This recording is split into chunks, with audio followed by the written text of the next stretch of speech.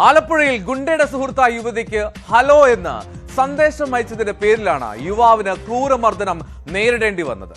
അരൂക്കുറ്റി സ്വദേശി ജിബിനെയാണ് തട്ടിക്കൊണ്ടുപോയി വീട്ടിൽ കെട്ടിയിട്ട് മർദ്ദിച്ചത്.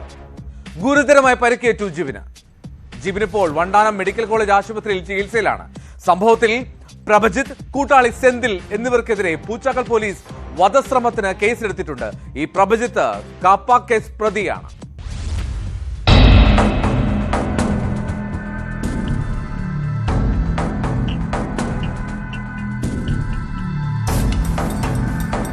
ശനിയാഴ്ച രാത്രി 10 മണിയോടെയാണ് സംഭവം.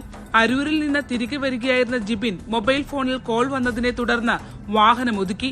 സംസാരിച്ചുകൊണ്ട് നിൽക്കുമ്പോൾ പ്രഭജിത്ത്, സിന്ധിൽ എന്നിവർ ചേർന്ന് മർദ്ദിക്കുകയായിരുന്നുവെന്ന് ജിബിന്റെ സഹോദരൻ പറയുന്നു.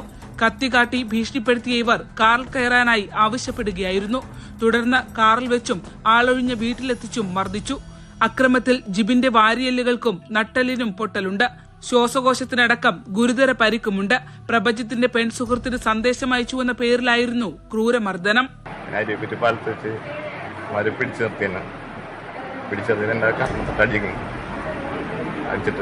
വണ്ടിക്കകത്ത്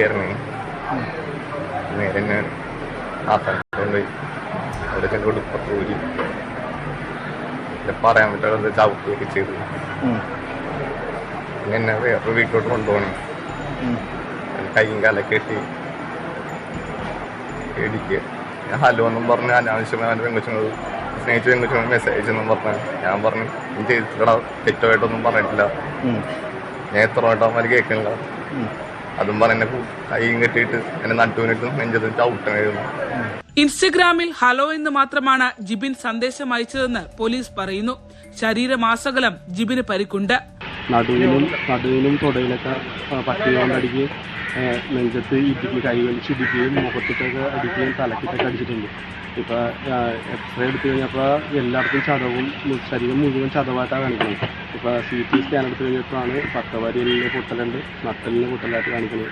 പിന്നെ അതുകൂടാതെ ശ്വാസകോശത്തിൽ എടുക്കുന്ന ബുദ്ധിമുട്ടുള്ള ശ്വാസമടക്കം കാണിച്ചിട്ട് ഇപ്പോൾ ചെസ്റ്റ് തുളച്ച് ട്യൂബ് ഇട്ടേക്കാണ്. പ്രഭജിത്തും സിന്ധിലും നിരവധി ക്രിമിനൽ കേസുകൾ പ്രതികളാണെന്ന് പോലീസ് പറഞ്ഞു. പ്രഭജിത്തിനെതിരെ നേരത്തെ കാപ്പ ചുമത്തിയിട്ടുണ്ട്.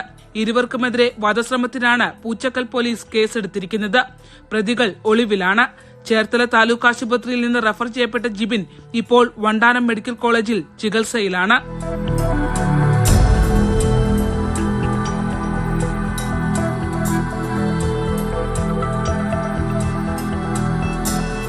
ന്യൂസ് 18 ആലപ്പുഴ.